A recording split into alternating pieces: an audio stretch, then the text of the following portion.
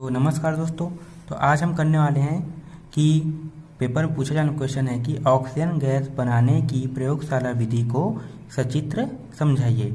और ये जो क्वेश्चन है 10th में भी है और 12th में भी है, दोनों के लिए इंपॉर्टेंट क्वेश्चन है कि ऑक्सीजन गैस बनाने की प्रयोगशाला विधि को समझाइए। तो आज हम इसी टॉपिक करेंगे और इस टॉपिक को केवल हम इस डायग्राम के आधार पर देखेंगे। ठीक, तो यहाँ पर पहले हम डायग्राम को समझ लेते हैं, उसके बाद मैं विधि को बताऊँगा। तो ये क्या है हमारा दोस्तों, ये हमारा बर्नर है। ठीक, और ये क्या है हमारी परख नली है, जिसमें हम क्या लेते हैं हमारा जो केमिकल है वो केमिकल, पहला केमिकल हमारा पोटेशियम क्लोराइड KClO3, इसको क्या बोलते हैं हम लोग, पोटेशियम क्लोराइड बोलते हैं। और ये क्या है हमारा MnO2, इसको बोलते हैं हम लोग मैंगनीज डाइऑक्साइड। ये क्या है दोस्तों, निकास नली है। निकास नली क्या होती है, एक रबर की बनी हुई पाइप होती है। और ये क्या है, एक जल से भरा हुआ पात्र है, जिसमें हमने क्या किया है, एक परख नली को उल्टा रखा हुआ, जिसमें क्या होगी दोस्तों, हमारी ऑक्सीजन गैस जो हो बनकर तैयार होगी, वो इसमें एकत्र होती जाएगी।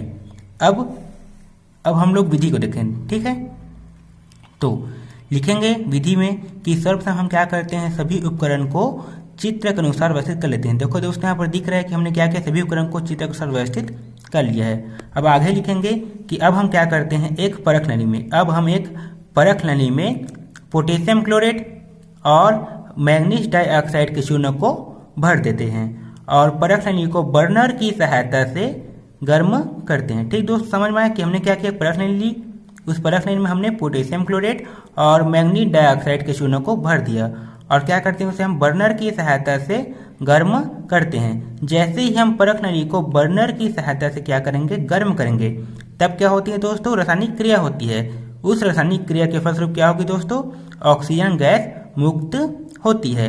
और वह ऑक्सीजन गैस जो होती है वह निकास नली की सहायता से होते हुए जल से भरे पात्र, ये क्या है, जल से भरा पात्र है, इसके ऊपर हमने क्या किया है, परख नली को उल्टा रखा हुआ है, जिसमें क्या होगी, हमारी ऑक्सीजन गैस एकत्र होती जाएगी।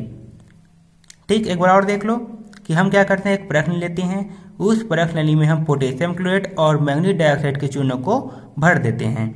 अब परख नली को बर्नर की सहायता से गर्म करते हैं। जैसे ही हम परख नली को बर्नर की सहायता से गर्म करते हैं, रासायनिक क्रिया होती है और क्या होती है दोस्तों, उससे ऑक्सीजन गैस मुक्त होती है।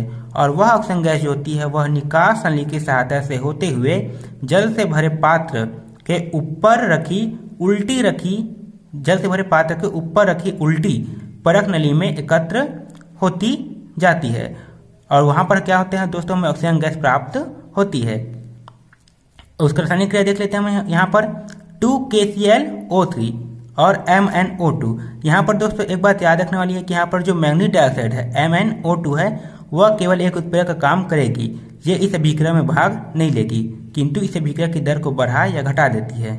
हमने पढ़ा पहले भी कि उत्प्रेरक क्या होते हैं, जो अभिक्रिया के प्रारंभ और अंत में समान होते हैं, किंतु किसी भी रासायनिक अभिक्रिया की दर को बढ़ा या घटा देते हैं। तो यहाँ पर जो मैंगनीज डाइऑक्साइड है वो एक उत्प्रेरक का काम करेगी। क्रिया कौन करेगा, हमारा पोटेशियम क्लोराइड KClO3। कितने अणु इसके यहाँ पर, 2 हैं। तो देखो ये जो 2 है, मतलब सामने में सभी तत्व के 2 है। ठीक, और मतलब 2 पोटेशियम है, 2 क्लोरीन है। अब यहाँ पर देख रहे हो ऑक्सीजन के नीचे में 3 है, तो 3 का मल्टीप्लाई कर दोगे 2 के साथ, 3 दूने 6, कितने ऑक्सीजन होंगे हमारे पास, 6। 2 पोटेशियम है, 2 क्लोरीन है, कितने ऑक्सीजन है, 6 ऑक्सीजन।